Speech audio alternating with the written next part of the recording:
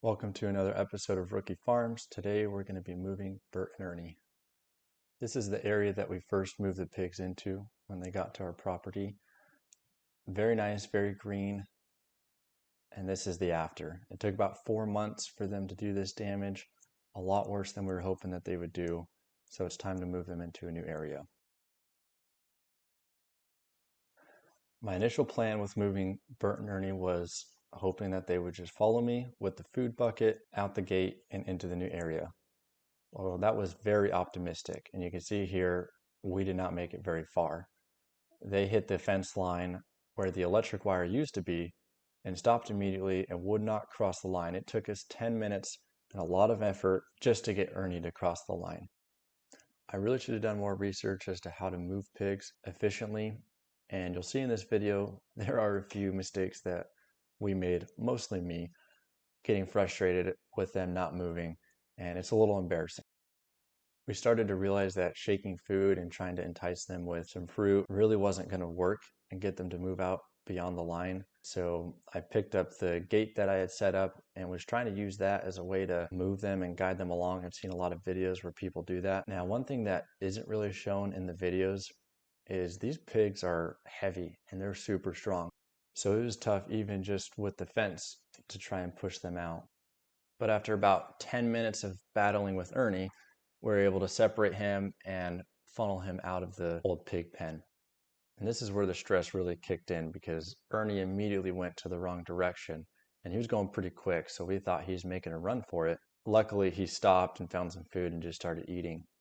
And this started the very long battle of trying to get him to go the right direction. And there's some embarrassing moments, twice right in a row, where he goes straight through my legs. We finally had some success when Ernie came across a plant that he really enjoyed and started eating. And rather than just letting him eat it, I ripped it out and used that as the bait. So now you can see me holding a plant in my hand, and he's really excited about it. So he followed that, a little bit of help with the strawberry, and he kind of came of his own free will for the most part once I had that plant in my hand. And then we just kind of slowly funneled him into the new pig pen, and you can see it's really not that far from the old one. If you were to draw a straight line, it's probably 20 feet. We did have to take him around a couple trees, but it's not that far of a distance. So this was a lot of work for what really should have been pretty easy in my mind. Once we finally got him into the new pig pen, we gave him a ton of food to keep him busy while we went back and got Bert. So one pig down, now the more difficult one. Now it's on to the problem child, Bert. He has been giving me trouble ever since we first got him. He loves to bite me and try and push me over, and anytime I do any work in the pig pen, he's in there pushing over my bucket or trying to eat my rake. It's just so much harder with Bert. The other challenge with Bert is he's a good 20 to 30 pounds heavier than Ernie. So you add that in with his already known aggression. I was very nervous to move him. And I almost want to say that we started out a little more gentle, but that didn't last long. We started out by trying the tactics that we had used on Ernie that were successful, but he did not really go for the green leafy plant that we had. The strawberry, he ate it out of my hand when I wasn't paying attention. We really didn't have a lot of options or ideas. Tried putting food in front of him, slowly walking him out. Nothing was really working. That meant it was time to pull out the old gate wall and try and funnel him out using that with a little bit of force. We ended up having a lot of success using the wood gate again with Bert. Probably should have started with it, but it just seems a little bit more aggressive, but so is Bert. And it ended up working out. We were able to funnel him towards the exit and slowly just maneuver him until he finally stepped past the line. And Bert made the same mistake Ernie made and went the wrong direction as soon as he got out of the gate. And that meant we had a lot more work to do to try and funnel him back. I keep saying funnel because you really can't move these animals unless they want to be moved. I would put my hand on his head to try and guide him, and I was pushing as hard as I could. But these pigs are big enough now that they're only going to move if they want to and where they want to go. I will add that I was very sore the next day.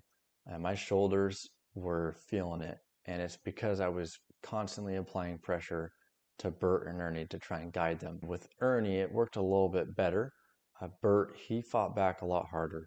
And this is a good example where if you apply too much pressure, it's not going to go very well. And pigs have a mind of their own. They're going to go opposite of what you want to do. And this is where I made one of my big mistakes. This is not my best moment, but just meant that we were going to have to reset and try some different tactics.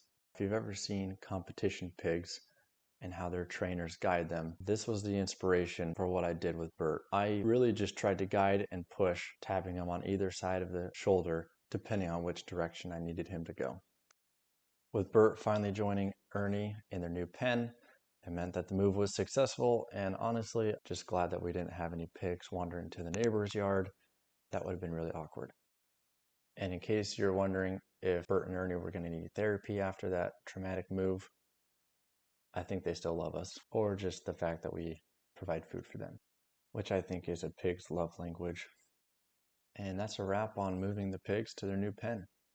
We're excited to have them in this area. We're hoping that they come in and tear it all up, get all these roots out, and clean it all up for us. So thanks for watching, and we'll see you next time.